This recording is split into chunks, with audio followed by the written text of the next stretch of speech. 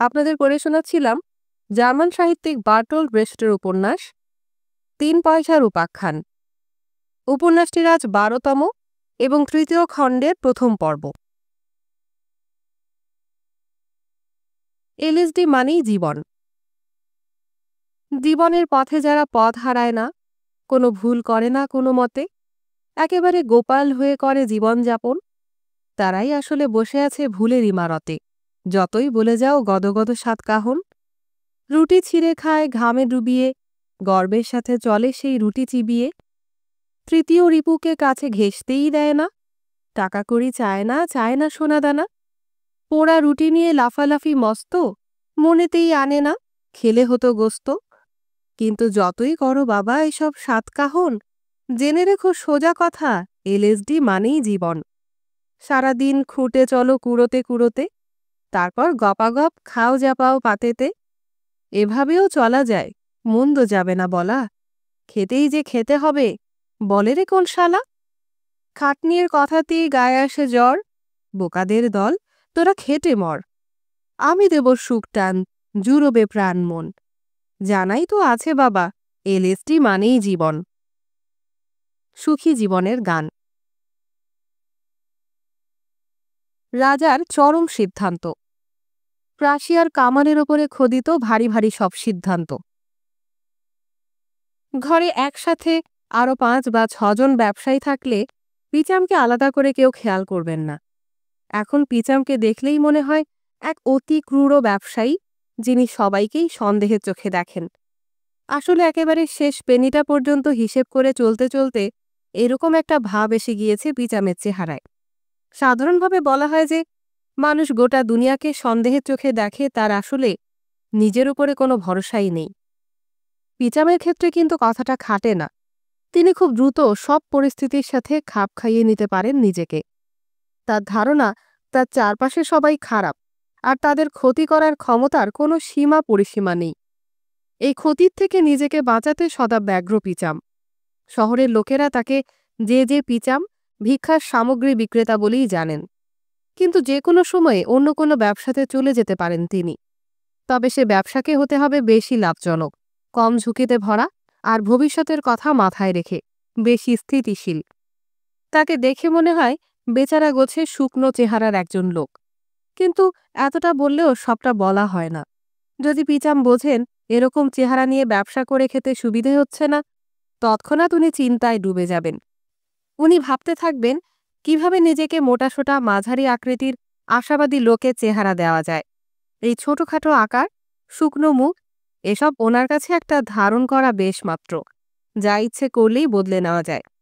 ওনার চেহারা করুণার উদ্রেক করে ঠিকই, আর সেটাও ওনার ব্যবসারই অঙ্গ। উনি মানুষের দুর্দশা বেচে খান, নিজের দুর্দশাও ওনার কাছে বিক্রির মাল। কাজেই এখন যে ধরনের বিপদে পড়েছেন, তাতে খানিক বাধ্য হয়েই নিজের থেকে বেরোতে হলো ওনাকে। একদিকে সমূহ সর্বনাশের সম্ভাবনা, অন্যদিকে বিপুল মুনাফার হাতছানি ওনাকে বাঘে পরিণত করল। চেহারাও গেল পাল্টে।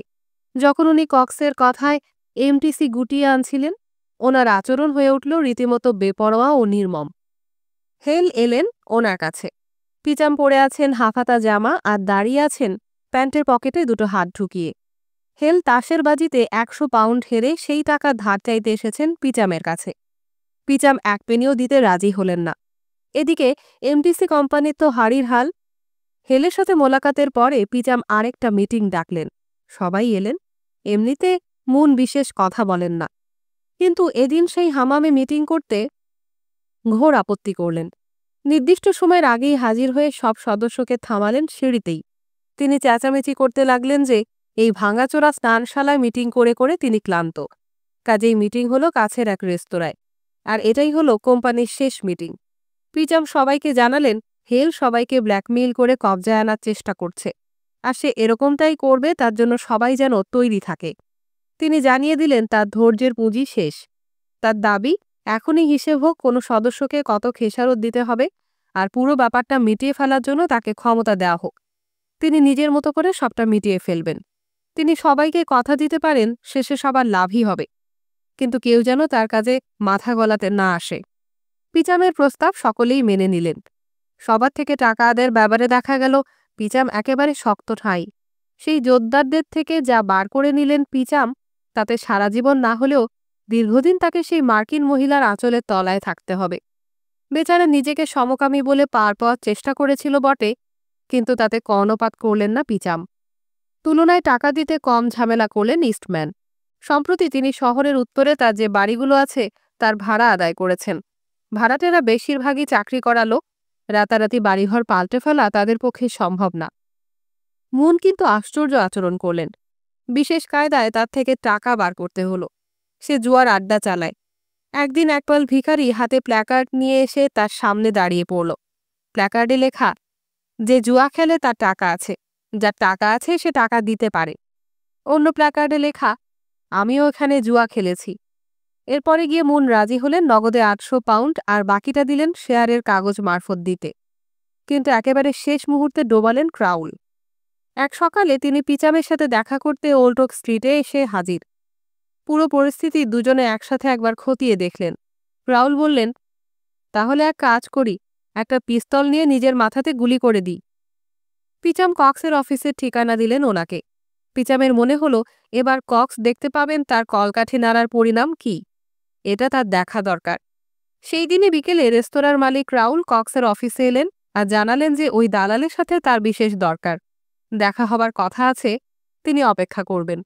২ ঘন্টা কেটে গেল, কিন্তু কক্স এলেন না। পরে জানা গিয়েছিল এরকম কোনো দেখা হওয়ার কথা আছে বলে জানতেনই না কক্স। যে মহিলা অফিসের দায়িত্বে আছেন তিনি যখন জানালেন অফিস বন্ধ করার সময় হয়েছে, তিনি বিড়বিড় করে কিছু বললেন। মহিলা বুঝতে পারলেন না। তারপর দেয়ালের ধারে যেখানে ছাতা রাখার র্যাক রয়েছে সেদিকে ফিরে একটি রিভলভার বার করে নিজের মুখের ভেতরে গুলি করে দিলেন।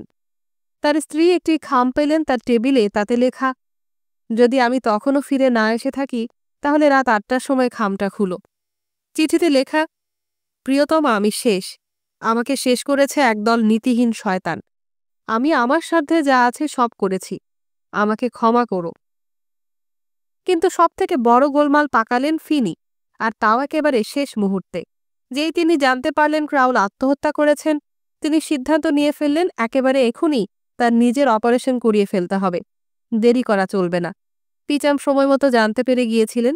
জেনেই পিচাম ছুটলেন ফিনির বাড়ি আর গিয়ে শুনলেন ফিনি ততক্ষণে নার্সিংহোমে ভর্তি হয়ে গেছেন। সেই নার্সিংহোমের নাম ঠিকানা বার করতে পিচামকে প্রায় বল প্রয়োগ করতে হলো। তিনি যখন সেখানে পৌঁছলেন তখন অস্ত্রোপচার শুরু হতে মাত্র ৮ ঘন্টা বাকি। পিচাম তো রাগে অগ্নিশর্মা। ফিনেও রেগে সবুজ হয়ে গিয়েছেন। সিদ্ধান্ত নিয়ে ফেললেন ঠিকানা বলে দেওয়ার অপরাধে বাড়ির কাজের লোককে বরখাস্ত করবেন। পিচাম এত জোরে চেঁচাতে আরম্ভ করেছেন যে সব সিস্টার একসাথে দৌড়ে এলেন। পিচাম মেট্রনকে উদ্দেশ্য করে বললেন, এই লোকটা নিজের বেড প্যানের পয়সাটাও দেবে না। ধারে ফেঁসে গিয়েছে বলে এখানে অপারেশন করাতে এসেছে। আমার এই পকেটে একটা খবরের কাগজের কাটিং আছে। এক রেস্তোরাঁর মালিক রাউল আত্মহত্যা করেছে এই ধারের কারণে, আর এই লোকটা একই কারণে এখানে এসেছে। খবরের কাগজের লোকেরা সন্দেহ করতে পারে আপনাদের সার্জনেরা ধান্দা ফেলেছেন। এই আত্মহত্যাপ্রবণ লোকেদের নিয়ে ব্যবসা করছেন তারা। ফিনি অবশ্য এদের পয়সা ফাঁকি দেবার কোনো পরিকল্পনা করেননি। তাকে স্ট্রেচারে করে অপারেশন থিয়েটারে নিয়ে যাবার আগেই তিনি অগ্রিম সব পয়সা মিটিয়ে দিলেন। ১ সপ্তাহের মধ্যেই পিচাম মোটামুটি বুঝে গেলেন এমটিসির থেকে মোট কত আদায় করা যাবে। এদিকে ক্রাউলের মৃত্যুতে ভয় পেয়েছেন ম্যাকিট। সকালের কাগজটা প্রথম পাতায়। কিছুদিন আগে পিচামের ওপর নজর রাখার কাজে ফ্যানিকে লাগিয়ে দিয়েছিলেন ম্যাকিট। এই যাত্রীবাহী জাহাজের ব্যবসা যা নিয়ে কক্স আর তার শ্বশুর মশাই মেতেছেন, সে ব্যাপারটা পুরোটা জানা দরকার। পিচাম বলেছেন কক্সের কারণে পিচাম সর্বনাশের দরজায় এসে দাঁড়িয়ে আছেন। সে কথা পলির মাধ্যমে জেনে গিয়েছে ম্যাকিট। ক্রাউলের আত্মহত্যার ফলে ব্যবসার অবস্থা সম্বন্ধে আরও একটু বেশি জানা গেল। পলি থেকে এটাও জানা গেল সেই সন্ধ্যেতে কক্স পিচামের কাছে গিয়েছিলেন। প্রায় ৮ ঘন্টা চেঁচামেচি করেছেন তার অফিসের ভেতরে। মনে হয় কোনো কিছু নিয়ে পিচামকে দোষারোপ করছিলেন কক্স। একটা কথা পরিষ্কার, পিচাম আর কক্স খুব মারাত্মক কিছু নিয়ে লড়ছেন। তবে লড়াইটা একে অপরের বিরুদ্ধে নাকি অন্য কারো সাথে, সেটা এখনো বোঝা যায়নি। দুপুরের দিকে ফ্যানি আরেকবার এলেন। ক্রাউলের বাড়িতে গিয়েছিলেন তিনি। ফ্যানি এর মধ্যে অনেক কিছু জেনে গেছে। ক্রাউলের বিধবা স্ত্রী নাকি অত্যন্ত কুৎসিত, শুধু কেঁদে চলেছেন আর নিজের আচরণের ওপর তার কোনো নিয়ন্ত্রণই নেই। আত্মহত্যার খবর পাবার ৫ মিনিটের মধ্যে ওই মহিলা ঈশ্বর ও পুরা পৃথিবীকে দোষী সাব্যস্ত করে দিয়েছেন। ফ্যানি শখেদে বললেন, মহিলা নাকি তার বুড়ো শ্বশুরকে দেখিয়ে চিৎকার করে বলেছেন, ওই বুড়ো ভামকে নিয়ে কি করব আমি এখন? ওর ইন্স্যুরেন্সের টাকাও আর নেই আর। ও এখন শুধু একটা ঝামেলা। এরকম অর্বাচীনের মতো আচরণের কথা শুনে ম্যাকেতি লজ্জিত হলেন। বোঝা যাচ্ছিল রাউলের মৃত্যুতে খুবই বিচলিত বোধ করছেন তিনি। ফ্যানি এও জেনে এসেছেন যে এখন এমটিসি কার্যত পিচামের অধীনে, আর সে সংস্থার অবস্থা খুবই নড়বড়ে। কক্সের মুঠোর মধ্যে চলে এসেছেন পিচাম। যেমন তোমার মুঠোর মধ্যে রয়েছে হথর্ন, বললেন ফ্যানি। খুব তাড়াতাড়ি, কয়েক সপ্তাহের মধ্যেই পিচামের অনেক টাকার দরকার হবে। কিন্তু পিচাম মনে হয় কোনোভাবে এই অসাধ্য সাধন করে ফেলেছেন। টাকার ব্যবস্থা করে ফেলে বেশ স্বস্তিতে রয়েছেন তিনি। তা যদি না হতো তাহলে পিচাম ন্যাশনাল ক্রেডিট ব্যাংকে গচ্ছিত তার টাকা তুলে নিতেন। তা কিন্তু তিনি তোলেননি। ম্যাকি জানেন পিচাম চেষ্টা করে চলেছেন তার হাত থেকে পলিকে ছাড়িয়ে তাকে উপঢৌকন হিসেবে কক্সের সামনে রাখার। কিন্তু এখনও যখন পিচাম সে চেষ্টায় সফল হননি, তাকে তো এবার টাকা খরচ করতেই হবে। তার মানে যে কোনো মুহূর্তে পিচামকে ন্যাশনাল ক্রেডিট ব্যাংকের কড়া নাড়তে দেখা যাবে। এখনও ম্যাকিজ ব্যাংকের বোর্ডের সদস্য হননি, তবে কাগজপত্রের কাজ প্রায় শেষ। কাজেই আশা করা যায় অচিরেই বোর্ডের সদস্য হয়ে যাবেন। সময় এখন চাই। এখন যৌতুকের দিকে নজর রেখে স্ত্রীকে ছেড়ে দিতে হবে। তার মানে এই নয় পলিকে চিরকালের জন্য হারাবেন ম্যাকিজ। পলির গর্ভে বড় হচ্ছে তার সন্তান, কাজেই পলি আসলে ওনাকে ছেড়ে যাবে না। কিন্তু আগে হাতের কাজটা শেষ করতে হবে। সেই সন্ধ্যাতেই ম্যাকিজ পিচামের উকিল ওয়েলিকে ডেকে পাঠালেন আর তাকে জানিয়ে দিলেন বিবাহ বিচ্ছেদে তিনি রাজি। কক্স এখনও পিচামের বাড়িতে আসেন। ইদানিং তো তিনি তার দিদিকেও সাথে করে নিয়ে আসছেন। দুই পরিবারের মধ্যে হৃদ্যতা নতুন মাত্রা পেয়েছে। কক্সের দিদির মিসেস পিচাম ও পলি দুজনকেই খুব পছন্দ। দুই পরিণত বয়সের মহিলা হুইস্ট খেলেন আর পলি বসে বসে এমব্রয়ডারি করে। এখন সে যেটা বানাচ্ছে সেটা হলো ট্রাফেলগারের যুদ্ধে লর্ড নেলসনের ছবি। সন্ধেবেলা দালাল কক্স আবার এলেন বোনকে বাড়ি নিয়ে যাবার জন্য। উনি এলেই মহিলাদের সাথে দুদণ্ড সময় কাটিয়ে যান। অন্যদিনের মতোই পলিকে অনুরোধ করলেন পিয়ানো বাজিয়ে একটা গান গেয়ে শোনাতে। পলি খুবই ভালো গাইল। পলির গলাটি মধুর, আর যখন পিয়ানো বাজায় জামার হাতা সরে গিয়ে ওর পুরো হাতটা দেখা যায়। কক্স পিয়ানোর বসায় পলিকে দেখে আবারও অনুভব করলেন কেন একবার তিনি পলিকে বিয়ে করতে চেয়েছিলেন। অনেক গুণ আছে মেয়েটার। নিজের ডায়েরিতে লিখেছিলেন কক্স, আমার জীবনে একজন নারী এলে কি জীবন খুব একটা পাল্টে যাবে? সেই যে প্রথম ওকে জড়িয়ে ধরতে গিয়েছিলাম, কিন্তু ও ধরা দেয়নি। তার মানে কি? পুরুষ মানুষ সবসময় চাইবেই একজন নারীর ওপর অধিকার ফলাতে, তাকে অধিকার করে নিতে। তাহলে লোকে পুরোপুরি কাউকে জয় করে নেবার পর তার প্রতি উদাসীন হয়ে যায় কেন? তখন আর মহিলা কুমারী নন, তাই কি এই উদাসীনতা? নাকি লোকের মনে এই ভালোবাসা ইত্যাদির পেছনে অর্থনৈতিক বিবেচনা কাজ করে? পিচামের তো প্রচুর টাকা গিয়েছে, তাহলে তো আর পলিকে স্ত্রী হিসেবে গ্রহণ করার কথা ভাবাই উচিত না আমার। আচ্ছা, এরকম ভাবছি বলে কি আমি চারিত্রিক মানসিকভাবে পাল্টে গেলাম? অবশ্যই ওর বাবার যে ক্ষতি হয়েছে টাকা পয়সায়, তার জন্য আমিই দায়ী। কিন্তু অনুভূতি তো আর কারণ বিচার করে না, তার কারবার শুধু ফলাফল নিয়ে। যাই হোক, আমার আর এখন পলির ওপর কোনো টান নেই। তবে এ মনোভাব তো আর পিচামকে জানতে দেওয়া যাবে না। কাজেই মনের কথা মনেই রাখলেন কক্স। এই পরিবারের জন্য কার্নেশন ফুলের তোড়া পাঠাচ্ছেন কক্স নিয়মিত। সেই তোড়া ক্রমশ বড় হতে থাকল। সেপ্টেম্বর মাসের শেষে কক্স জানতে পারলেন মাস 6 আগেই পলির বিয়ে হয়ে গিয়েছে ম্যাকিত নামে কোনো এক ব্যক্তির সাথে। অত্যন্ত বিস্মিত হলেন কক্স, তবে এ ব্যাপারে কাউকে কিছুই বললেন না তিনি। সে তথ্য রেখে দিলেন ভবিষ্যতে কাজে লাগাবার জন্য। এরপরেই ক্রাউল আত্মহত্যা করলেন, আর কক্স পেয়ে গেলেন বিমর্ষ হয়ে পড়ার এক পাকাপোক্ত সঙ্গত কারণ। আসলে এই আত্মহত্যার ঘটনা তাকে যথেষ্ট অসুবিধাতে ফেলেছে। ব্যবসায়িক কারণে কক্স এক অতি সম্ভ্রান্ত ক্লাবের সদস্য। তার নিজের অফিসে এরকম একটা ঘটনা ঘটেছে, কাগজে একথা জেনে তাকে সেই ক্লাব থেকে ইস্তফা দেবার সিদ্ধান্ত নিতেই হলো। আরও দুশ্চিন্তার হলো, এই জাহাজ কেনাবেচা নিয়ে যদি হইচই হয় তাহলে তার তো বিপদ। এখন পুরো ব্যাপারটার মধ্যে তার নাম যেভাবে জড়িয়ে গিয়েছে, ছাড়ানো অসম্ভব। তবে ক্রাউলের মৃত্যু কক্সকে পিচামের সাথে সংস্রব ত্যাগ করার সুযোগ এনে দিল। পলি আর তার মায়ের কাছে যাওয়া বন্ধ করলেন না তিনি। কক্স যে তার সাথেই আছেন ও থাকবেন, পিচামকে এই ধারণা দেবার জন্য ওই যাওয়ার ব্যাপারটা চালিয়ে যাওয়া জরুরি। কিন্তু যখন বন্দরে হরতাল শুরু হলো, তখন পিচাম ও কক্সকে আবার কাছাকাছি আসতেই হলো। শ্রমিকদের মজুরি কমিয়ে দেবার জন্য পিচাম নানা সময়ে নানা রকম ছলের আশ্রয় নিয়েছেন। আর এক সকালে 200 শ্রমিকের মধ্যে কেবল 5 জন কাজে এলেন, বাকিরা দাঁড়িয়ে রইলেন বন্দরের গেটে কাজে উৎসাহী শ্রমিকদের আটকাবার জন্য। এ তো অত্যন্ত বাজে ব্যাপার, বিপজ্জনকও বটে। জাহাজ সরকারের হাতে তুলে দেওয়ার ব্যাপারটা এই হরতাল দেখিয়ে পিছিয়ে দেওয়াই যায় বটে, কিন্তু এ সময় একটা দুঃসংবাদ দিলেন কক্স।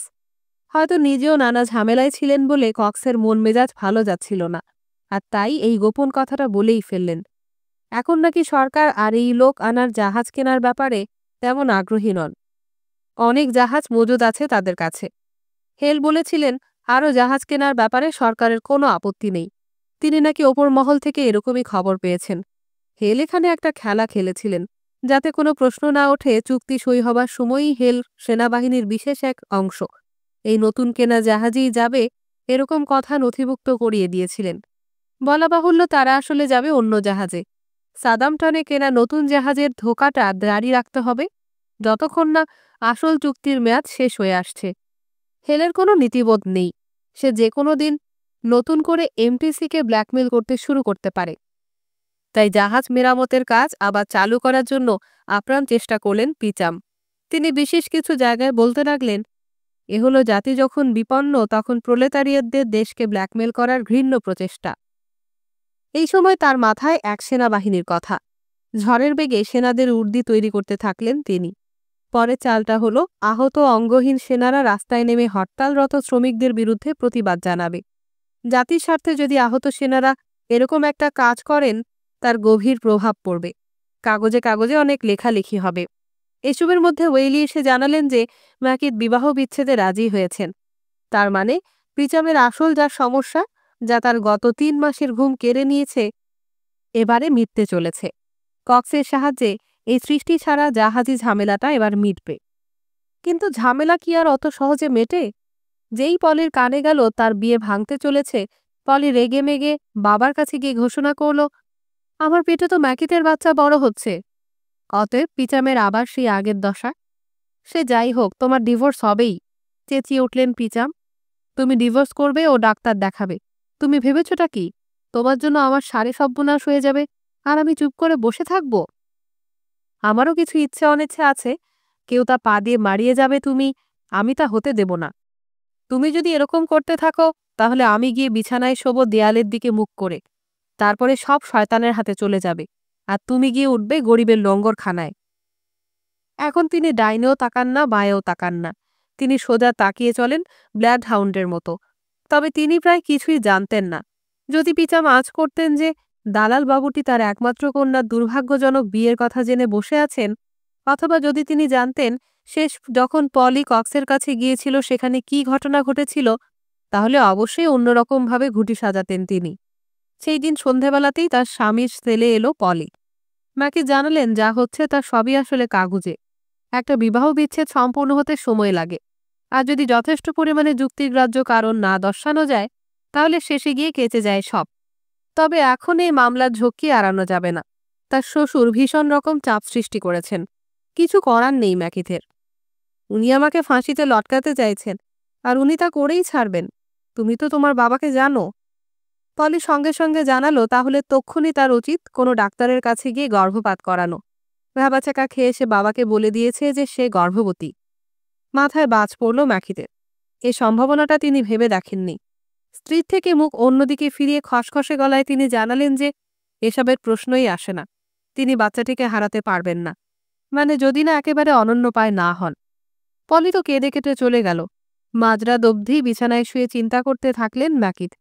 তার মনের মধ্যেও একটা পরিবার প্রতিপালনের বাসনা আছে, আর তিনি এক পুত্র সন্তান লাভ করতে চলেছেন এই ধারণায় বেশ খুশিই ছিলেন তিনি। চিন্তা চোরাগলিতে ঘুরতে ঘুরতে ম্যাকিদ পৌঁছে গেলেন এই ধারণায় যে এই শিশুপুত্র লাভের বাসনা থেকেই তিনি এত বড় ঝুঁকির কাজে হাত দিয়েছেন। সত্যি, ভাবছিলেন ম্যাকিদ, এই বিরামহীন হাড়ভাঙ্গা খাটুনির মানে কি, যখন এক মুহূর্তে আমরা সবাই মরে যেতে পারি, আর এই কাজ আগে নিয়ে যাওয়ার মতো কেউই যদি না থাকে? আমার ছেলের জন্য ছাড়া আর কি কারণ থাকতে পারে আজ আমার এই সেলে আটকে থাকার? আর কোনো চিন্তা আমাকে লড়াই করে জেতাবার সাহস যোগাবে? আমিও ছোট্ট হাতটা ধরে ওকে ঘুরিয়ে সেই সব দোকান দেখাবো যা ওরই হবে, আর বলবো, খোকা, মনে রেখো অনেক পরিশ্রম আর কষ্ট করে তবেই এসব হয়েছে। তোমার বাবা ঘামের সাথে রক্ত ঝরিয়েছেন, তবেই না তুমি এসব পাচ্ছ। তিনি শুধু নিজের জন্য এসব করেননি। কিন্তু না, এর জন্য তিনি তোমার কাছে কোনো ধন্যবাদ চাইছেন না। তিনি তোমাকে এসব বলছেন যাতে তুমি বুঝতে পারো তোমার বাবা আর তুমি অনেক সূত্রে বাঁধা। যখন সময় আসবে তোমার বাবা চলে যাবেন, আর তখন তুমি তোমার বাবার স্মৃতিতে কাজ করবে, যে বাবা তোমার জন্য কাজ করতেন। আমি এসব বলবো আমার ছেলেকে, ও বুঝবে, ঠিক বুঝবে।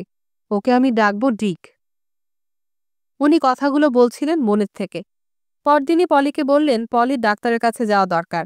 আসলে কিন্তু মনে মনে তিনি চাইছিলেন পলির ডাক্তারের কাছে যাওয়ার ব্যাপারটা 2 বা 3 দিন দেরি করিয়ে দিতে।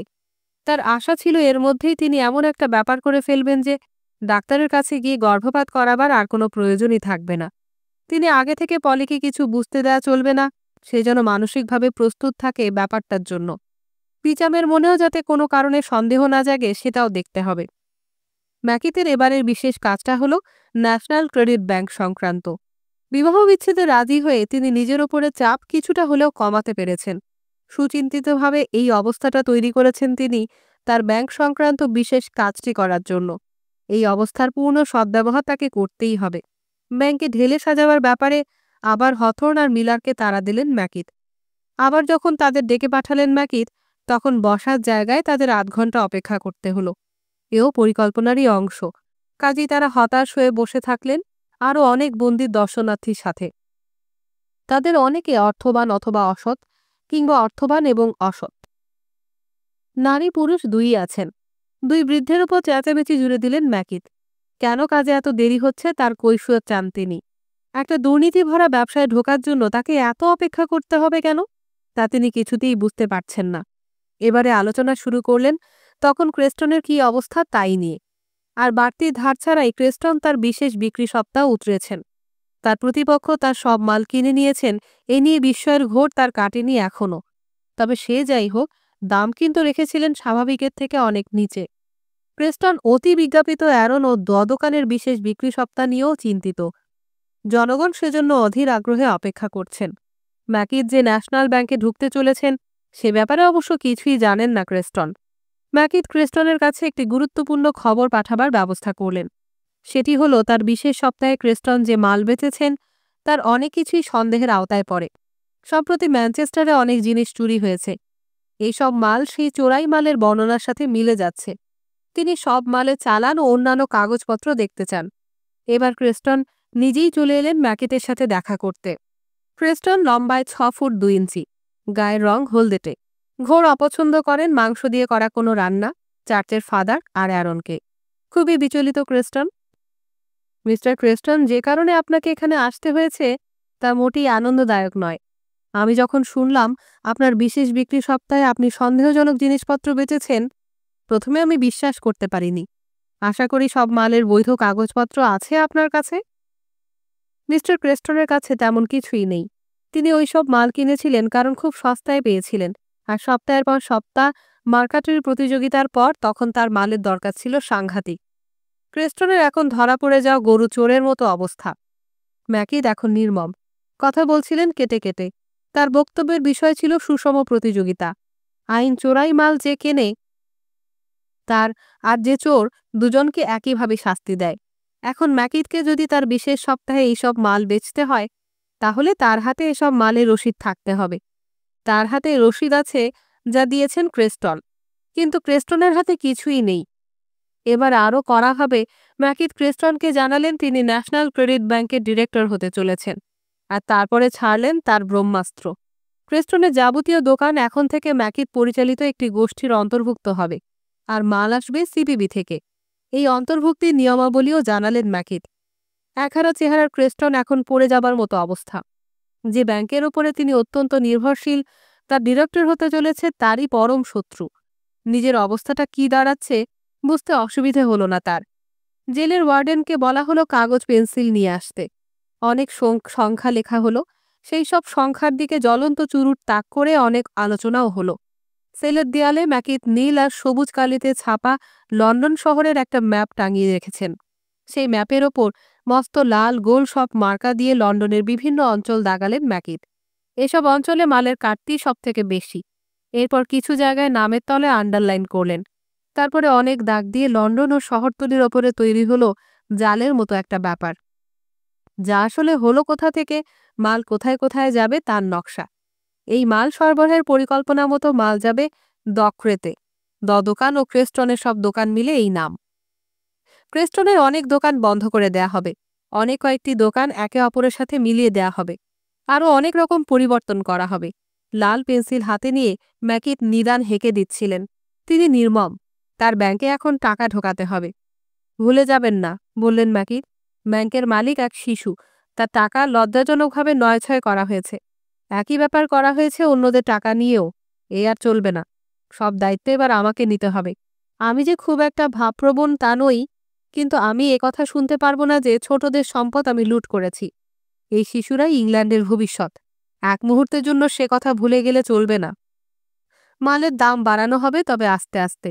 বিজ্ঞাপনে এবার ঢুকবে উচ্চমানের শব্দ দুটি। ক্রেস্টনের সাথে কিরকম কি কথা হয়েছে সেটা ফ্যানিকে ম্যাকিট জানালেন এইভাবে। বলতে পারো যা কথাবার্তা হলো সবই এক পেশে। আমি ওকে প্রশ্ন করলাম, যে আকাম করেছেন তার দায়িত্ব কি আপনি নেবেন? ও তাড়াতাড়ি বলল, না। এবার জিজ্ঞেস করলাম, তার মানে আপনি যে কোনো মূল্যে আপনার স্বাধীনতাকে বাঁচাতে চাইছেন না? আপনি হার স্বীকার করে নিচ্ছেন আর আমার পায়েতে মাথা রাখছেন? ও বলল, একদম তাই। আসলে কি জানো, এই হার স্বীকার করে নেওয়াটা না সস্তা পড়ে। ওর এমনিতে তেমন চরিত্রের জোর নেই, তবে ঘটে বুদ্ধি আছে। আজকালকার দিনে এই শিরদাঁড়া সোজা করে চলার চেষ্টা করার সত্যি কোনো মানে হয় না। মিলার আর হথর্নের ম্যাকিতের হাতে লাঞ্ছিত হবার পালা এখনো বাকি। ম্যাকিট দাবি করলেন, মিলারকে এই কথা লিখিতভাবে স্বীকার করতে হবে যে তিনি নিজের দায়িত্বে পিচামের টাকা শেয়ার বাজারে লাগিয়ে নয়ছয় করেছেন, এবং এসব কিছুই হথর্ন জানতেন না। যাই হয়ে থাকুক না কেন, ব্যাংকের গায়ে কাদা লাগতে দেয়া চলবে না। মিলার সম্পূর্ণভাবে ভেঙে পড়লেন। চেয়ারের পেছনের দিকে মাথা হেলিয়ে দিয়ে কাঁদতে থাকলেন বৃদ্ধ। তারপরে নিজেকে সামলে নিয়ে উঠে দাঁড়ালেন। বললেন, মিস্টার ম্যাকিট, এ কাজ আমি করতে পারবো না। ব্যাংকে ভরসা করে কেউ যে টাকা রেখেছে, সে টাকা নিয়ে আমি শেয়ার বাজারে লাগিয়েছি, এরকম কথা লিখে সই করা আমার পক্ষে অসম্ভব। ভরসা কথাটার মানে বোঝেন? মনে করুন আপনি আপনার কষ্টে উপার্জিত টাকা আমার হাতে দিয়ে বললেন, মিস্টার মিলার, এই আমার সব টাকা। আমি এ টাকা নিশ্চিন্তে আপনার হাতে তুলে দিলাম। এটা রাখুন আর আপনার বিচার বুদ্ধিতে যেভাবে করলে ভালো হয় সেভাবে এই টাকা খাটান। আপনি সম্মানীয় ব্যক্তি, আমি আপনাকে বিশ্বাস করি। আর আমি তারপরে বললাম, সে টাকা তো আর নাই, সব জলে গিয়েছে। আমি আছি, কিন্তু আপনার টাকা আর নেই। সেটা কখনো হয়? আপনি ভালো করে শুনে নিন মিস্টার ম্যাকিট, সে কথা বলতে আমি পারবো না। কিন্তু সত্যি তো তাই, আপনি আছেন আর সে টাকা নেই। তা বটে। এই কথা বলে বিস্ময়াহত বালকের মতো বসে পড়লেন মিলার। এরপর 5 মিনিট আর কেউ কোনো কথা বলেননি। তারপরে মাথা নাড়তে নাড়তে ও আপন মনে বিড়বিড় করে কিছু বলতে বলতে মিলার উঠে চলে যান। 2 ঘন্টা পরে মিলারের সই করা স্বীকারোক্তি দিয়ে গেলেন হথর্ন। সইয়ের নিচে গোটা গোটা করে মিলারের নাম লেখা, অনেকটা স্কুল পড়ুয়াদের লেখার ঢঙে। কাপা গলায় হথর্ন অনুনয় করলেন অন্তত কিছুদিন মিলারকে ব্যাংকে এসে তার ডেস্কে বসতে দেওয়া হোক। মাইনেপত্র কিছু দেবার প্রশ্নই আসে না। এটা না করলে মিলারকে তার স্ত্রীর কাছে জবাবদিহি করতে হবে। ম্যাকিট কথা দিলেন তিনি সে অনুরোধ রাখবেন। সেই দিনই ম্যাকিতের ন্যাশনাল ক্রেডিট ব্যাংকে ঢোকার কাগজপত্র সব সই সাবুত হয়ে গেল। মনের ওপর থেকে বিরাট একটা বোঝা নেমে গেল ম্যাকিতের। এখন অ্যারন ও ওপার জানবেন সিপিবি সভাপতির নাম ম্যাকিট, কারণ এখন ন্যাশনাল ক্রেডিট ব্যাংকের ডিরেক্টর হলেন ম্যাকিট, এবং ক্রেস্টনের ব্যবসায় তার বন্ধুও ম্যাকিট। দ্বিপ্রাহরিক আহারের পরে পলি গেল মিসেস ক্রাউলের কাছে। পিচামে পাঠিয়েছেন। ইদানিংকালে বাবার কিছু কিছু কাজ করে দিচ্ছে পলি। একটা টুকরিতে কিছু ফল আর 1 বোতল সিডার নিয়ে গিয়েছে পলি। খুবই ভালো লাগলো মিসেস ক্রাউলের। এমটিসির ব্যাপারে উচ্চস্বরে নালিশ জানালেন মিসেস ক্রাউল। একেবারে না হলে 9 গোছির কিছু আসবাব ছেড়ে বাকি সব আসবাব এমটিসির লোকজন এসে নিয়ে গেছে। অভিযোগ জানালেন নিজের বাবা সম্বন্ধেও। বিমর্ষ হয়ে বসে সব শুনল পলি। মিসেস ক্রাউল বললেন, এই লোককে নিয়ে আমি কি করব? এত শিশুরও অধমে। বাচ্চারাও তার বাড়ি পরিষ্কার করার কাজটা করতে পারে, আর এর টাকাও তো আমার স্বামী ব্যবসায় লাগিয়ে ভিটেমাটি চাঁটি করে দিয়েছে। সমবেদনার সাথে পলি বলল, যদি কিছু টাকা জোগাড় করতে পারতেন, আমি আমার স্বামীকে রাজি করাতে পারবো মনে হয়। ও আপনাকে একটা দোকান খুলে দিবে, কিন্তু তাতেও তো কিছু টাকা মূলধন লাগবেই। মিসেস ক্রাউলের সাথে খুবই সুন্দর করে কথা বলছিল পলি। খালি টুকরিটা কোলে নিয়ে বসে হেসে কথা বলছিল সে। নিরাবরণ নিরানন্দ ঘরটাও যেন অনেক উজ্জ্বল লাগছিল। কিছু একটা বলবেন বলে ইতস্তত করছিলেন মিসেস ক্রাউল। তার বোবা চোখে সারা ঘর দেখছিলেন বারবার, যদিও নিজের বাবাকে খেয়াল করছিলেন না। তারপর হঠাৎ বলে উঠলেন, একটা উপায় হতে পারে। ওর এক বোন আছে, সে কিছু টাকা লাগাতে পারে। বেশি পারবে না, তবে কিছু টাকা লাগাতে পারে। এখানে তো আর সে টাকা মার যাবে না। তারপর বৃদ্ধের দিকে ফিরে বললেন, তুমি কি বলো? বৃদ্ধ কিছুই বললেন না। সম্ভবত তিনি কিছু বুঝতেই পারেননি। এখন আর তার মাথা কাজ করছে না। দুই মহিলা এই সম্ভাবনার কথা আলোচনা করলেন কিছুক্ষণ। পলি ওঠার আগে কথা দিল সে তার স্বামীকে মিসেস ক্রাউলের জন্য একটা দোকান করে দিতে বলবে। বাড়ির সামনের সিঁড়ির প্রথম ধাপে পৌঁছবার আগেই বেমালুম সে কথা ভুলে গেল সে। তাতে কি, মহিলার তো পলিকে এই কথার জন্য ভালো লাগলো। আর সবার তাকে ভালো লাগুক, এটা যে পলি বড্ড পছন্দ করে, সেজন্যই তো সব দোকান টোকানের কথা বলা। বাড়ি ফিরতেই পিচামের অফিসের থেকে ডাক এলো।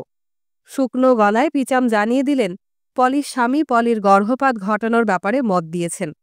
তিনি গ্রুচ নামে কোনো একজনকে এটা বলার জন্য পাঠিয়েছিলেন পিচামের কাছে। পলির জন্য একটা চিঠি আছে। পলি যেন নিজের ঘরে গিয়ে সেটা পড়ে নেয়। ঘরে গিয়ে চিঠিটা পড়ল পলি। ধাক্কা খেল খুবই। ম্যাকিত তার অনাগত সন্তানকে চায় না। ওর কাছে তো এ ম্যাকিতের সন্তান, কারণ ম্যাকিত তো স্মাইলসের ব্যাপারে কিছু জানেই না। কি ভয়ঙ্কর কথা লিখেছে ম্যাকিত! এত রেগে গেল পলি যে তৎক্ষণাৎ তার মাকে গিয়ে বলল সে তক্ষুনি ডাক্তারের কাছে যাবে। সে একজন ডাক্তারকে জানে যার কাছে গেলে কাজটা হয়ে যাবে, আর খরচ পড়বে 15 পাউন্ড। প্রথমে মিসেস পিচাম কুইনিনের টোটকা প্রয়োগ করে দেখলেন। প্রথম দিন 3টা ক্যাপসুল, পরের দিন 4টা, এইভাবে 7টা অবধি উঠলেন। আর আগে যাওয়া খুব বিপজ্জনক। আবার যদি বুক ধরফর করে বা কান ভুঁ ভুঁ করে, তাহলে থুতু করে ফেলে দেওয়া চলবে না। তারপরে মিসেস পিচাম আবিষ্কার করলেন 1 মাসের বেশি সময় চলে গেছে, কাজেই ডাক্তারের কাছে যাওয়া ছাড়া আর কোনো রাস্তা নেই। চা খেয়ে ডাক্তারের কাছে গেলেন দুজনে। ডাক্তারের বিশাল পসার। পলিকে তার মনে নেই, মনে থাকার কথাও না। তিনি পলিকে চিনতে পারলেন না। তাছাড়া এখন পলির সাথে তার মা এসেছেন, কাজেই ব্যাপারটা একদম আলাদা। ডাক্তারের কাছে রোগী আসল নয়, আসল হলেন তিনি যার সাথে দরদাম করে উনি কত পাবেন সেটা ঠিক হবে। উনি বসেছিলেন সেই ঘরে যেখানে চারদিকে নানা রকম চকচকে অস্ত্রশস্ত্র টাঙানো। নিজের ব্যাকটেরিয়া ভরা দাড়িতে হাত বোলাচ্ছিলেন তিনি। তিনি বললেন, মাদাম, আপনি যা বলতে এসেছেন তা তো আইন মেনে করা সম্ভব না। মিসেস পিচাম এসব শুনতে রাজি না। তিনি কাঠখোট্টা স্বরে বললেন, জানি জানি 15 পাউন্ড লাগবে। 30 বছর স্বামীর সাথে ঘর করে ও প্রচুর পরিমাণে কারণ বাড়ি পান করে মনুষ্য চরিত্র চিনতে তিনি শিখে গেছেন। 15 পাউন্ডের কম্য নয়। আমি বুঝতে পারছি না ওরকম একটা টাকার অঙ্ক আপনার মাথাতে এলো কি করে। এই অপারেশনের খরচ তার থেকে বেশি। তাছাড়া বিবেকের ব্যাপারও আছে। আপনি বলছেন আরো বেশি লাগবে? কত বেশি? মিসেস পিচামের পরিষ্কার প্রশ্ন। কত বলবো? তাই 25 পাউন্ড বলি। কিন্তু তার আগে তো আপনাকে একটা সাংঘাতিক সিদ্ধান্ত নিতে হবে। আপনি কি সত্যি এই প্রাণ যা আস্তে আস্তে ফুটে উঠছে সেটাকে নষ্ট করে দিতে চান? এটা করা কি খুবই দরকার? আমার গরিব পেশেন্ট যারা আছে, যারা বোঝে যে আরেকটা পেটকে খাওয়াতে পারবে না, তাদের ক্ষেত্রে তবু বোঝা যায়। অনৈতিক হলেও যুক্তিগ্রাহ্য। আপনার কি মনে হয়? মিসেস পিচাম ডাক্তার বাউর দিকে সোজা তাকিয়ে বললেন, প্রয়োজন বলেই তো এসেছি। তাহলে অবশ্য আলাদা কথা। ইতিমধ্যে মিসেস পিচাম ও পলি উঠে দাঁড়িয়েছেন। তাহলে আপনারা এক কাজ করুন, কাল বিকেল 3টের সময় আসুন। টাকাটা আগাম নিয়ে থাকি আমি। আপনার বাড়িতে কোনো বিল ফিল যাবে না। দুই মহিলা বেরিয়ে এলেন। ইচ্ছে হলো কুলপি মালাই খাবেন। খাওয়ার পর দেখলেন এত তাড়াতাড়ি বাড়ি ফিরে যাবার কোনো মানে হয় না। তাই দুজনে গেলেন সিনেমা দেখতে। সিনেমা দেখানোর ঘর ভাঙাচোরা ও খুবই নোংরা। সবসময়ই শো চলছে। অনেকটা লম্বা জুতোর বাক্সের মতো ঘরটার চেহারা। ছোট একটা স্ক্রিন টাঙানো আছে ঘরের শেষে। পর্দা ছবি কাঁপছে। কিরকম যেন মনে হচ্ছে ক্রমাগত বৃষ্টির জল পড়ছে পর্দায়, আর তার মধ্যে তর্কা লাগা রোগীদের মতো মানুষ চলাফেরা করছে। ছবির নাম মা, তোমার সন্তান তোমাকে ডাকছে। ছবির শুরুতে দেখা যায় এক সম্ভ্রান্ত মহিলা বল নাচের আসরে যাবার জন্য প্রস্তুত হচ্ছেন। সাহায্য করছেন তার পরিচারিকা। বিশাল এক গাউন চাপিয়েছে গায়ে, আর পরেছেন কানে ও গলায় বেশ কয়েক পাউন্ড ওজনের হিরে। নিজেকে আয়নায় পর্যবেক্ষণ করলেন। পাশের ঘরে গেলেন। সেখানে বাচ্চাদের খাটে শুয়ে তার ৩ বছরের শিশু কন্যা। শিশুটি অসুস্থ। গম্ভীর দাড়িওয়ালা এক ডাক্তার শিশুটির নাড়ি দেখছেন। তারপরে তিনি শিশুটির মায়ের সাথে কথা বললেন। পরিস্থিতি গম্ভীর। মহিলা কিন্তু হাসলেন। তিনি জানেন ডাক্তারেরা ওরকম বলেই থাকেন। বাচ্চাটিকে একটু আদর করে ঘর থেকে বেরিয়ে গেলেন। মোটাসোটা একটি লোক দাঁড়িয়ে আছেন দুসারি দর্শক আসনের মাঝখানে। তিনি ঘোষক। তিনি ঘোষণা করলেন, এই হলো দায়িত্বজ্ঞানহীনতা আর আমোদ প্রমোদের ওপর দুর্বার আকর্ষণ। অসুস্থ শিশুর পাশ থেকে মাকে টেনে নিয়ে গেল জমকালো পার্টিতে। পরের দিনে দেখা যায় বিশাল এক বলরুম। অনেক পুরুষ মহিলা নাচে ব্যস্ত। চলছে নাচ গান, আমোদ প্রমোদ। ঘোষক বলে চললেন। সেই মা এসে ঢুকলেন। উর্দি পরা দারোয়ান তার আগমন বার্তা ঘোষণা করল। মহিলার জন্য সপা এলো। ২ অভিজাত ভদ্রলোকের মাঝখানে সোফায় এসে বসলেন মহিলা। মাঝে মাঝে উঠে গিয়ে তিনি এরও সাথে কয়েক পাক নেচে আসছেন। সময় গড়ায়, সেদিকে খেয়াল নেই কারও। ঘোষক বাচ্চাটিকে দেখে যায়। সে এখন আরও বেশি অসুস্থ। সে বিছানায় উঠে বসছে, হাত বাড়িয়ে খুঁজছে তার মাকে। হঠাৎ সে আবার বিছানায় শুয়ে পড়ে। ঘোষক শিশুটি মারা যাচ্ছে। শেষ সময় মাকে কাছে পেল না। সে এখন ভগবানের কাছে চলে গিয়েছে। সে আর নেই। আবার সেই বলরুম, পেছনে মাথা হেলিয়ে সপা পান করছেন মহিলা। হঠাৎ সেই হল ঘরের দেয়াল স্বচ্ছ হয়ে গেল। বাচ্চাটি শোবার ঘর দেখা যাচ্ছে। খাট থেকে উঠল শিশুটি। সেও এখন স্বচ্ছ। উঠে দাঁড়িয়েছে সে। তার ঘাড়ের ওপর এখন 2টো ছোট ছোট ডানা। সে উড়ে এলো সেই টেবিলের কাছে, যেখানে তার হৃদয়হীনা মা বসে আছেন। সে এসে বসল মেঝেতে। তারপর বাতাসে মিলিয়ে গেল। মা দেখলেন যে তার কন্যা আর নেই। দেবদূত হয়ে এসে সে মাকে শেষ বিদায় জানিয়ে গেল। নিজের গলাকে যতটা সম্ভব ভারী করে বলে চলেছেন ঘোষক। না না, খুব বেশি দেরি নিশ্চয়ই হয়ে যায়নি। এই বলে মা নিজের শালটা গায়ে জড়িয়ে নিলেন। শিশুটির ঘর, তার নিথর দেহের পাশে দাঁড়িয়ে এক নার্স। দরজা ঠেলে মা ঢোকেন। বিছানার পাশে এসে তিনি মৃত শিশুকে জড়িয়ে ধরেন। পরিচারক পরিচারিকারা আসে। তারা মহিলাকে শান্ত করার চেষ্টা করছে। ঘোষক ধরা গলায় বলেন, দেরি, খুব দেরি হয়ে গিয়েছে। তোমার সন্তান আর নেই। যতই সুখ করো আর কষ্ট পাও, এর কোনো প্রায়শ্চিত্ত হবে না। পলি আর তার মা বুঁদ হয়ে ছবি দেখছিলেন। দুজনেই বেশ ভীত। খাবেন বলে চকলেট কিনে এনেছিলেন, কিন্তু এই ছবি দেখার আগেই তা খাওয়া হয়ে গেছে। মা ছেড়ে চলে গিয়েছেন পার্টিতে, আর শিশুটি একা মারা গেল। এই দেখে বিহ্বল হয়ে পড়ল পলি। অন্ধকারে পলি তার মায়ের হাত ধরল। যখন মৃত শিশুর আত্মা এসে মাকে দেখা দিয়ে গেল বলরুমে, তখন মা মেয়ের দুজনের চোখেই জল। এই অসাধারণ শিল্পকর্ম দেখে মোহিত হয়ে মা ও মেয়ে হল থেকে বেরিয়ে এলেন। আমি কাল বিকেলে তোমাকে ওখানে নিয়ে যাব না, রাস্তা দিয়ে হাঁটতে হাঁটতে দৃঢ় গলায় বললেন মিসেস পিচাম। এখন পলিও বুঝতে পারছে না সে গর্ভপাত করাতে রাজি হয়েছিল কিভাবে। সে যা করতে যাচ্ছিল তার সাথে সিনেমার ওই অপরাধী মায়ের তফাৎ কোথায়। সেদিন গভীর রাতে গিয়ে ওই ছবির ঘোর কাটল। তারপর মিসেস পিচাম মেয়ের ঘরে এসে বললেন, কাল সকালে তুমি কিছু খাবে না, না হলে অ্যানেস্থেশিয়া দেবার পর তুমি অসুস্থ হয়ে পড়বে। সারা রাত পলির চোখের সামনে ডাক্তারের ঘরের অস্ত্রশস্ত্র ভাসতে লাগল। মিস্টার পিচাম খুব ব্যস্ত হয়ে পড়েছেন। সেই সন্ধ্যায় দেখা করতে এসেছিলেন তার উকিল মিস্টার উইথ। সাথে ছিলেন ফ্যানি ক্রাইসলার। পিচামের দাবি যে তার জামাতাকে এখনই আরেকজনের নাম জানাতে হবে, যে হবে এই মামলায় সহবিবাদী। এই ব্যক্তি আদালতে হলফ করে বলবে ম্যাকিট ব্যভিচার করেছে। এ ব্যাপারে এখনই নিশ্চিত হওয়া দরকার। ম্যাকিট ট্রান্সব্রিজের বাড়ির একটি মেয়ের কথা বলেছিলেন। তাকে সঙ্গে করে ওল্ড ওক স্ট্রিটে নিয়েও এসেছিলেন উইথ। মেয়েটি খুবই খোলামেলা কথা বলেছিল, কিন্তু পিচামের ঠিক পছন্দ হয়নি। সে বাতিল হয়ে গেছে।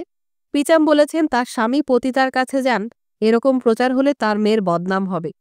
আসলে বাতিল করে দেবার কারণ অন্য। পিচামের ভয় পতিতার জবানবন্দি আদালতের গ্রাহ্য নাও হতে পারে। এ কথা শুনে ম্যাকিদ রেগে অগ্নিশর্মা। আমার শ্বশুরের সুবিধের জন্য আর কতজন মহিলার সাথে আমি শুয়েছি বলে দুনিয়াকে জানাতে হবে? সে যাই হোক, ফ্যানি ক্রাইসলারের নাম সহবিবাদী হিসেবে দিতে রাজি হলেন ম্যাকিদ। তিনি এখন ব্যাংকের ডিরেক্টর হয়েছেন বটে, কিন্তু এখনই তিনি পিচামের সাথে বিবাদে যেতে চান না। এখন পিচামকে তিনি খাতক হিসেবে দেখতে চান। আর এই খাতক যদি ব্যাংক থেকে তার টাকা তুলে না নিয়ে তার প্রতিপক্ষের সাথে একটা সমঝোতায় আসতে পারেন, ব্যাংকের থেকে সেটাই সবথেকে ভালো হবে। এ সময় পলির সাথে সত্যিকারের বিবাহ বিচ্ছেদ করবেন কিনা এ নিয়ে বেশ কয়েকবার ভেবেছেন ম্যাকিট। ফ্যানি সাক্ষী হিসেবে কতটা যোগ্য তা নিয়ে গ্রুচের সাথে কয়েকবার কথা বলেছেন ম্যাকিট। কোন কোন পরিস্থিতিতে আমার স্ত্রীর সাথে আমার বিচ্ছেদ জরুরি হয়ে পড়ে? আমার তো এই বিবাহ বিচ্ছেদ হয় সব থেকে ভালো বলে মনে হয়। ফ্যানির সাথে আমার সম্পর্ক আমি অস্বীকার করছি না, কিন্তু তার জন্য বউকে ছাড়তে হবে কেন? তার গর্ভে আমার সন্তান, কাজে সে তো আর কোনো অছিলায় আমাকে ছেড়ে চলে যেতে পারবে না।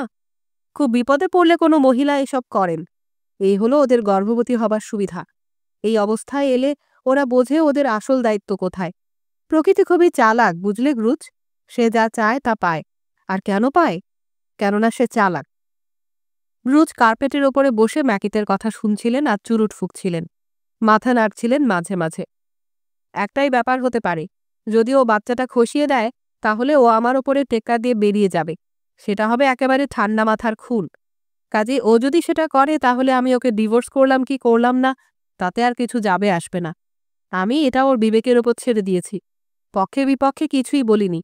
আমি ওকে বোঝাতে চাই ওর সিদ্ধান্ত ওকেই নিতে হবে। এটা ওর একটা পরীক্ষা, খুব বড় পরীক্ষা। পেরোতে পারবে কিনা জানি না, তবে আমার ধারণা ওর সিদ্ধান্ত নেওয়া হয়ে গেছে। এখনও বাচ্চা ওর পেটে আছে কিনা কে জানে। আমি ওকে জিজ্ঞেস করিনি ইচ্ছে করেই।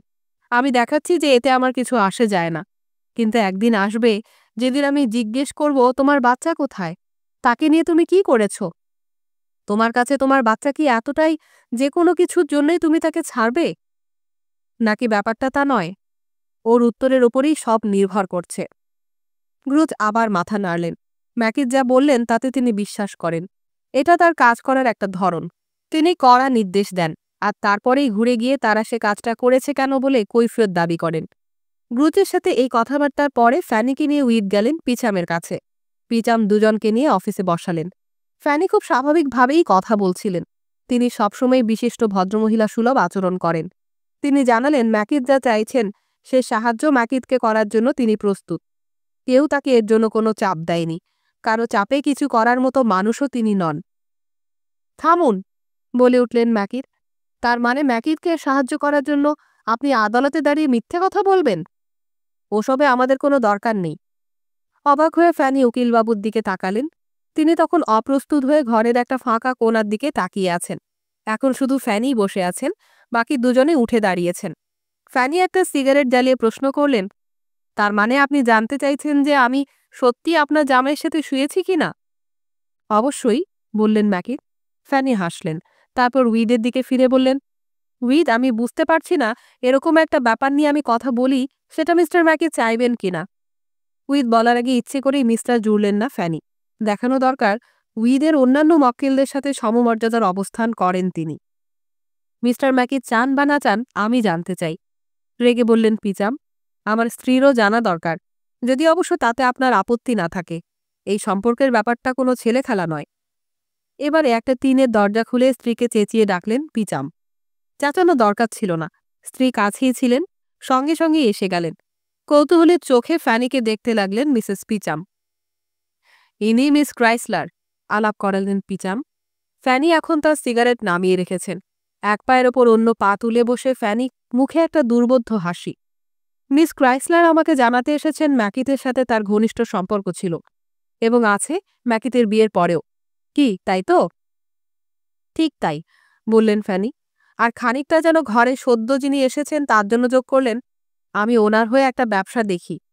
উঠে দাঁড়ালেন ফ্যানি, সিগারেট হোল্ডার ব্যাগে ঢুকিয়ে নিলেন, ছোট্ট অভিবাদন করে দরজার দিকে এগিয়ে গেলেন। বোকা বোকা হেসে দরজা খুলে দাঁড়ালেন উইড। সে রাতে অনেকদিন পর পিচামের ভালো ঘুম হলো। পরদিন তিনি চাইলেন কক্সের সাথে খুব জরুরি কথা সেরে ফেলতে, একটা সিদ্ধান্তে আসতে হবে। তিনি ভেবে নিয়েছেন পলির ভুলের কথা স্বীকার করবেন আর এও জানাবেন তার স্বামী ম্যাকি তাকে ডিভোর্স দিতে রাজি হয়েছেন। তাহলে আর সাদামটানের জাহাজগুলো কেনার প্রয়োজন থাকবে না। যদিও সে জাহাজ কেনার জন্য প্রয়োজনীয় টাকা একত্রিত করা হয়ে গেছে, তার মধ্যে পিচামের ভাগও আছে। কক্সের কাছে যাবার আগে দাড়ি কামাচ্ছেন পিচাম। এমন সময় দড়াম করে দরজা ঠেলে ঢুকে এলেন কক্স স্বয়ং। তার হাতে একটি চিঠি, সেটা নেড়ে তিনি বললেন, আমার সাথে এসব কি জচ্চুরি করছেন আপনি? কয়েক মাস ধরে আপনি চেষ্টা করছেন আপনার মেয়ের সাথে আমার বিয়ে দিতে। সুযোগ পেলেই আমাদের দুজনকে একসাথে একা ছেড়ে দিচ্ছেন। ভাবছেন এই বিয়ে হলে আপনার বিশেষ স্থান হবে, আর যে গাঁটকাটাদের সাথে আপনি চলেন তাদের থেকে অন্যভাবে আমি আপনাকে দেখব? আর আজ আমি আপনাকে জানতে পারলাম অনেক আগে আপনার মেয়ের বিয়ে হয়ে গেছে আর তার ডিভোর্স হতে চলেছে। আর তার বড় নাকি দাগী আসামি এখন জেলে রয়েছে। আপনি কি পাগল? এক মুখ ফেনা মাখা, হাতে দাড়ি কামাবার খুর নিয়ে পিচাম পাথরের মতো দাঁড়িয়ে রইলেন। তিনি তাকিয়ে আছেন দেয়ালে টাঙানো আয়নার দিকে। তারপর তার গলা দিয়ে একটা ফাঁকা আওয়াজ বেরোল। এই আপনার উত্তর? ঠান্ডা গলায় বললেন কক্স। গলা দিয়ে একটা আওয়াজ বার করলেই হয়ে গেল? ধন্যি মশাই আপনি।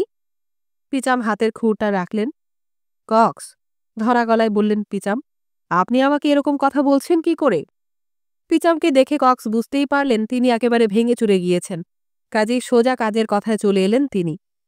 2 ঘন্টার মধ্যে এমটিসি যে টাকা দেয়ার কথা তা তুলে দেবেন আমার হাতে, আমার অফিসে এসে। তারপর আর কোনোদিন আমার ছায়া মারাবেন না। যদি তা না করেন তাহলে 5 ঘন্টার মধ্যে দেখবেন আপনি আপনার জামাইয়ের সাথে জেলের ভেতর বসে আছেন। দুমদাম করে বেরিয়ে গেলেন কক্স। বেরোবার সাথে প্রায় ধাক্কা লাগছিল পলি আর মিসেস পিচামের সাথে। কক্সের চেঁচামেচি শুনে কি ব্যাপার দেখতে তারা এই ঘরে এসেছিলেন।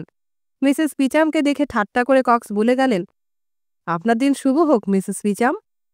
মিসেস পিচাম স্বামীর অফিসে এসে স্বামীর চেহারা দেখেই বুঝলেন কি ঘটেছে। পিচাম মৃতদেহের মতো ফ্যাকাশে হয়ে গিয়েছেন। মিনিট 15 পরে পলিকে ডেকে তিনি বললেন, ডাক্তারের কাছে যাওয়ার ব্যাপারটা একটু পিছিয়ে দেয়া হোক। পিচাম এখন বজরা হতো। দালালটির লোভের ওপর অনেক ভরসা ছিল তার। নীতিবাগীশ পিচাম এতটা নিশ্চিত ছিলেন কারণ ব্যাপারটা একেবারেই নীতি বহির্ভূত। পিচাম ধরেই নিয়েছিলেন টাকা পয়সার লাভ লোকসানের থেকে কক্সের কাছে যৌন তাগিদ অনেক বড়। কিন্তু তার বুঝতে ভুল হয়েছিল। কক্সের হাতে কিস্তিমাত হবার পর অনেক কিছুই ঘটতে লাগল বিস্ময়কর দ্রুততার সাথে। পিচাম তার সব টাকা তুলে নেবার জন্য ব্যাংকে গেলেন। সেখানে তাকে হাজার ওজোর আপত্তি শুনতে হলো। সন্দেহ হলো তার। দেখা করতে চাইলেন মিলারের সাথে। অপেক্ষা করতে বলা হলো। কিছুক্ষণ অপেক্ষার পর ডাক না পেয়ে পিচাম মিলারের ঘরে ঢুকে এলেন। ঠিক সেই সময় ব্যস্ত সমস্ত হয়ে অন্য দরজা দিয়ে ঘরে ঢুকলেন হথর্ন। এই 1.5 শতাব্দীর দিকে একবার তাকিয়েই পিচাম সবটা বা প্রায় সবটা বুঝে ফেললেন। অল্প কথাতেই সব পরিষ্কার হয়ে গেল। এখন যদি তাকে তার টাকা তুলে নিতে হয় তাহলে কথা বলতে হবে ম্যাকিতের সাথে। আর আগের দিনই ম্যাকিত ব্যাংকের ম্যানেজিং ডিরেক্টর হয়েছেন, যদিও তিনি রয়েছেন জেলে। 2 বৃদ্ধকে ছেড়ে পিচাম তাড়াতাড়ি কক্সের অফিসে গেলেন। 11টা বেজে গিয়েছে। কক্স সব শুনে শুকনো গলায় বললেন, কাল দুপুর পর্যন্ত সময় দিচ্ছি, তার মধ্যে টাকা জোগাড় করুন। আপনি বলছেন আপনার জামাই এখন আপনার ব্যাংকের ম্যানেজার। সরকারের সাথে চুক্তিপত্রটা নিয়ে আসুন।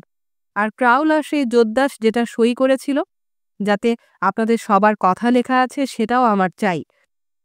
পিচাম নিজের অফিসে এসে সব কাগজপত্র নিয়ে আবার ফিরে গেলেন কক্সের কাছে। তিনি যেন একটা ঘোরের মধ্যে রয়েছেন। তারপর বাড়ি ফিরে নিজের অফিসে গিয়ে ভেতর থেকে দরজা বন্ধ করে দিলেন। কিছুই খেলেন না। বেলা 2টো নাগাদ ফিউগুম্বিকে হোটেল থেকে ডেকে পাঠালেন। আমাদের প্রাক্তন সেনার চেহারা ফিরে গিয়েছে। বেশ মোটাসোটা দেখাচ্ছে তাকে, তবে চামড়ার রং খানিকটা ফ্যাকাশে।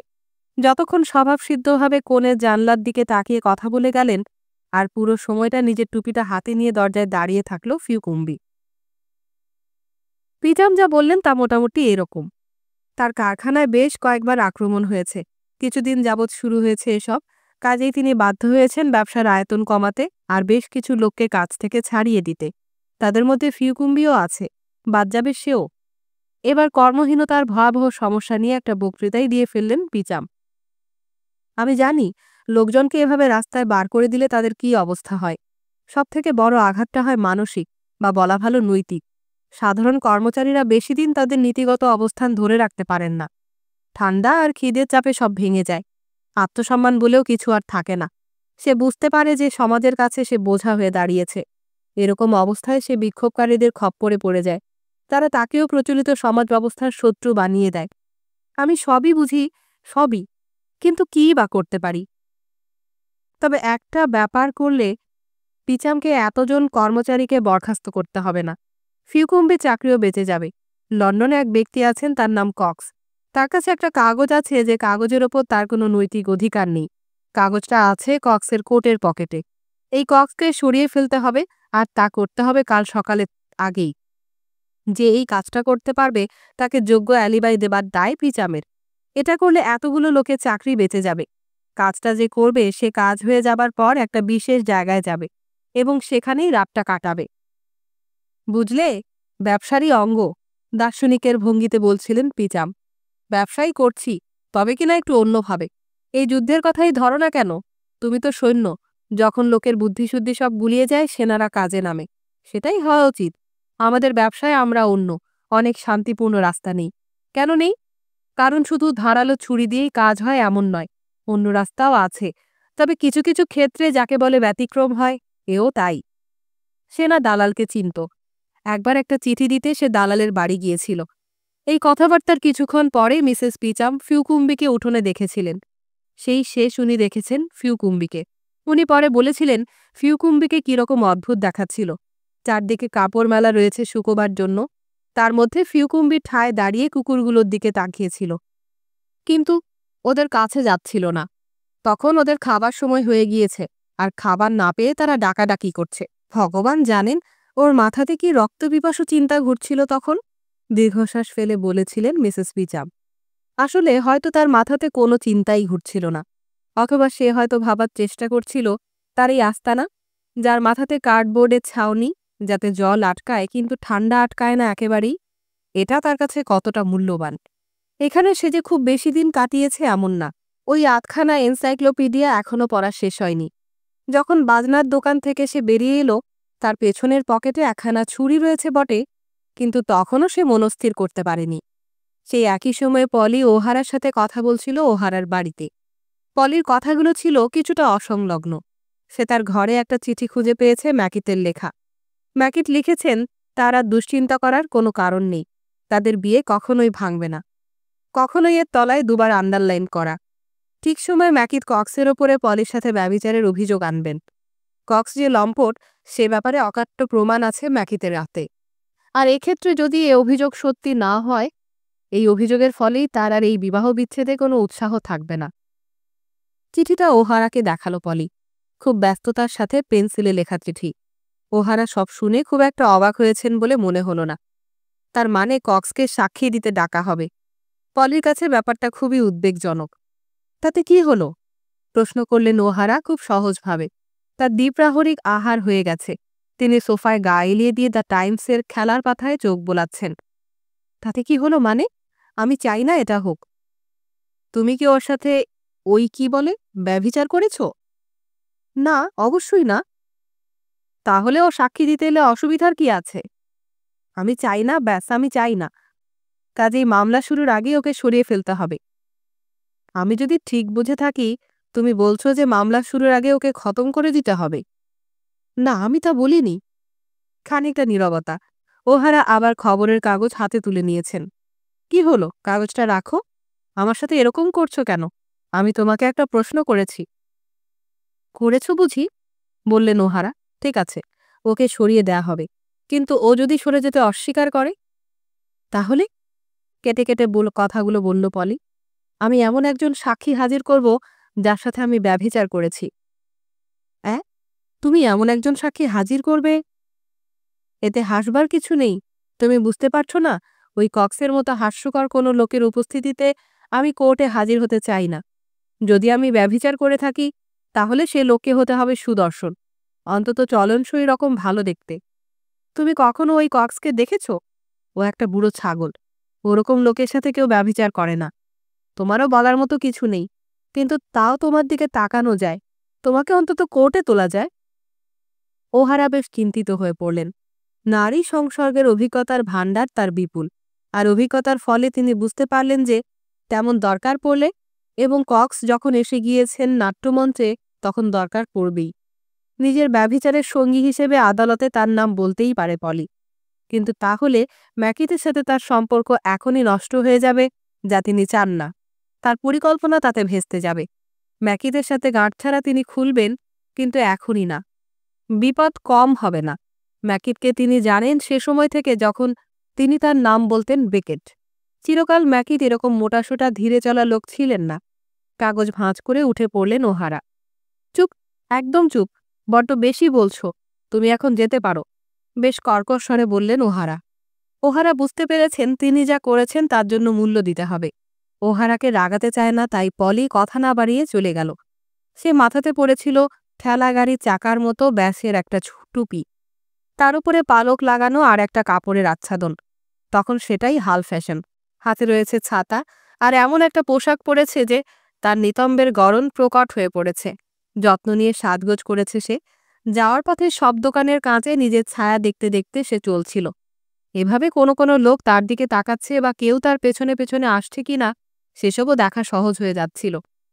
জেলে স্বামীর কাছে গেল পলি। ম্যাকিতের সাথে মিষ্টি হেসে কথা বলছিল পলি। বসেও ছিল খুব আকর্ষণীয় ভঙ্গিতে। ম্যাকিতের বুদ্ধির প্রশংসা করল সে। এই মামলায় ম্যাকিত কক্সকে জড়াচ্ছেন যাতে মামলা একেবারে মুখ থুবড়ে পড়ে। আদালতে দাঁড়াবে পলি, তারপর ছাতা দিয়ে কক্সের দিকে দেখিয়ে বলবে, তার মানে আমি এই লোকটার সাথে শুয়েছিলাম বলে আদালতে দাবি করা হচ্ছে, বলেই হাসতে থাকবে। ব্যাপারটা কেমন হবে বলতে গিয়েই খুব হাসছিল সে। ম্যাকিত বসেছিলেন গোমরা হয়ে। মিলান এসে দেখা করে গিয়েছেন খানিক আগে। খুব উত্তেজিত হয়ে জানিয়েছেন পিচাম ব্যাংকে এসেছিলেন। এই কক্স পিচাম আর তার টাকার পক্ষে এক বড় বিপদ। তাকে পলির সাথে লটকে দেওয়া যাবে বলে মনে হয় না। অনেক কাঠখড় পুড়িয়ে ব্যাংকের ডিরেক্টর হয়েছেন ম্যাকিত। এখন ম্যাকিত যদি এই কক্সের সাথে কোনো রকম একটা সমঝোতায় আসতে না পারেন, তাহলে ব্যাংকের 12টা বেজে যাবে। ম্যাকিত বুঝলেন ঘটনাচক্রে এখন তার নিজের ভবিষ্যৎ তার শ্বশুরের ভবিষ্যতের সাথে জড়িয়ে গিয়েছে। একবার মনে হলো শ্বশুরের সাথে কথা বলবেন। যে কোনো স্বাভাবিক পরিবারে কোনো সংকট দেখা গেলে যেরকম জামাই ও শ্বশুর কথা বলেন সেভাবে। আজ পলির সাথে কথা বলার অবস্থায় ছিলেন না ম্যাকিত, তাই তাকে তাড়াতাড়ি বাড়ি পাঠিয়ে দিলেন। কিন্তু একটা চুমু না খেয়ে পলি চলে যেতে পারে না। তারপরেই ম্যাকিত রেডি নামক ব্যক্তির সাথে গুরুগম্ভীর আলোচনায় বসলেন। এই রেডি হলো ম্যাকিতের তুরুপের তাস।